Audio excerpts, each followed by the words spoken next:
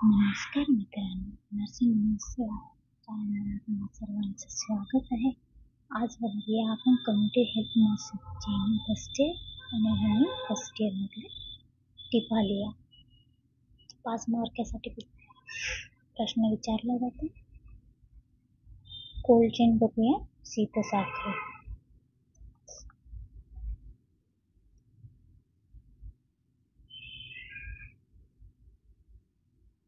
आधी व्याख्या बघूया. शीतसाखळीमधून लसीचे उत्पादन स्थळापासून ते रुग्णाला देण्यापर्यंत सुरक्षितपणे साठवून वाहतूक व वितरण करण्यासाठी वापरली जाणारी प्रणाली आहे.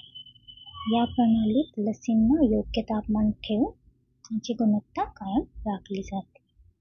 म्हणजे जेव्हा लसीचे उत्पादन होतात ते तिथून नेण्यापासून त्या रुग्णापर्यंत पोहोचेपर्यंत ज्या तापमानात तिला ठेवला जातं त्याला शीतसाखळी असे म्हणतात. तापमानाचे प्रमाण आहे 2 सेल्सिअस डिग्री ते 8 सेल्सिअस डिग्री. शीतसाखळी का आवश्यक आहे? लसीची गुणवत्ता राखणे, लसीची प्रभावित कायम ठेवण्यासाठी योग्य तापमान खूप महत्त्वाचे आहे. जर तिला योग्य तापमानामध्ये ठेवलं नाही तर त्यातले जे मुलांना दिली जाणारी जी लस आहे ती प्रभावी राहणार नाही. जसे उन्हाळ्यात आपण फ्रीजमधलं थंड पाणी पितो तर ती फ्रीजच्या बाहेर ठेवलं तर त्याचा आपल्याला उपयोग होणार नाही.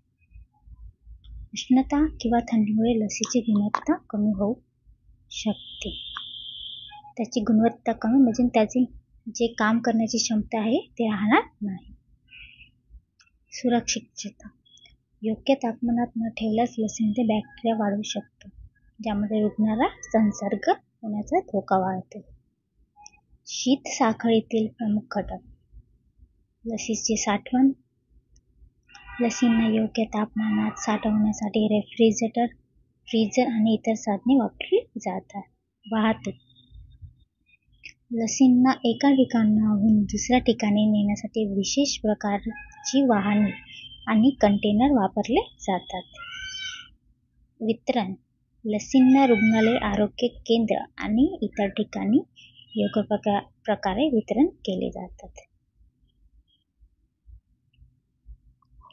तुम्ही बघितलं असेल पोलिओ ड्रॉपवर कुठेही बसल्यावर बस स्टॉपवर राहा, रेल्वे स्टेशनवर राहा, सगळे पोलिओ दूध चालतात पण ते सावलीत असतात. कंटेनरच्या बाहेर कंटेनर एक आईस बॉक्स असतो त्यात ठेवला जातो, बाहेर ठेवला जात नाही.